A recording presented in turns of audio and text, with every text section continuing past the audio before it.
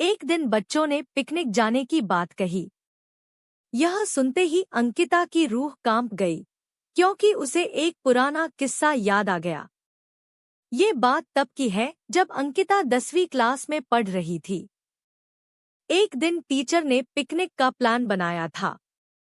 अपने सभी दोस्तों के साथ अंकिता ने भी जाने के लिए हाँ कर दी।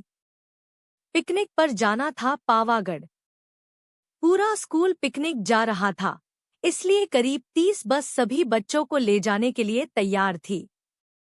अंकिता अपने दोस्तों के साथ सबसे पीछे वाली बस में बैठ गई। सभी हंसते मस्ती करते हुए बस से जा रहे थे। तभी कुछ दूर जंगल के पास पहुंचकर उसी बस से तेज आवाज आई। ये वक्त रात के करीब 1:30 का था। ड्राइवर गाड़ी से बाहर निकला तो उसे पता चला कि टायर फट गया है। ड्राइवर ने सबसे कहा कि बस का टायर बदलने में करीब 2 घंटे लगेंगे, आप सब नीचे उतर जाइए, मैं इसे बदल देता हूँ। आप लोग पास के ढाबे में जा सकते हैं, वहाँ गर्म गर्म चाय पी लीजिए और मैं इस टायर को फटाफट बदलने की कोशिश करता हूँ। ड्राइवर की बात सुनकर सभी बस से उतर गए और पैदल चलते हुए पास के ढाबे में पहुंचे। वहां एक बूढ़ा व्यक्ति चाय बना रहा था। इतनी रात को ढाबा खुला हुआ और किसी इंसान को चाय बनाते देख सबको हैरानी हुई। उस बूढ़े इंसान ने कहा, आप सब चाय पी लीजिए।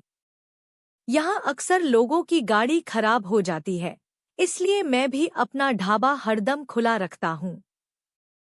आप जैसे राहगीरों को कुछ मदद हो जाती है। उनकी बात सुनकर सबने चाय का ऑर्डर दे दिया। उन्होंने कुछ ही देर में सबके लिए चाय बनाकर मेज पर रख दी। चाय पीते हुए अंकिता की आंखें एकदम ढाबे की छत की तरफ गई।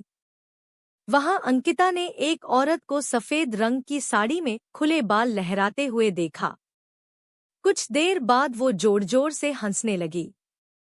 भले ही हंसने की आवाज किसी को सुनाई नहीं दे रही थी, लेकिन अंकिता ने उसे मुंह खोलकर हंसते हुए देखा था। ये सब देखकर अंकिता ने डर के मारे आंखें नीचे झुका ली। कांपते हुए किसी तरह से अंकिता ने चाय दोबारा पीना शुरू ही किया थी कि उसी वक्त जोर जोर से किसी के चिल्लाने की आवाज जंगल की ओर से आई। ढाबे में बैठे हुए सभी बच्चे और टीचर उस आवाज को सुनकर डर गए। सबको डरा हुआ देखकर उस बूढ़े इंसान ने कहा कि मैं देखकर आता हूँ क्या हुआ है, आप लोग यहीं बैठे रहो। इतना कहकर वो आवाज की तरफ बढ़ गया। तभी एक लड़की को खून की उल्टी लगातार होने लगी। उसको देखकर सबकी हालत और खराब हो गई। उसी समय एक टीचर ने कहा कि तुम सब आग जलाओ और उसके बगल में बैठ जाओ।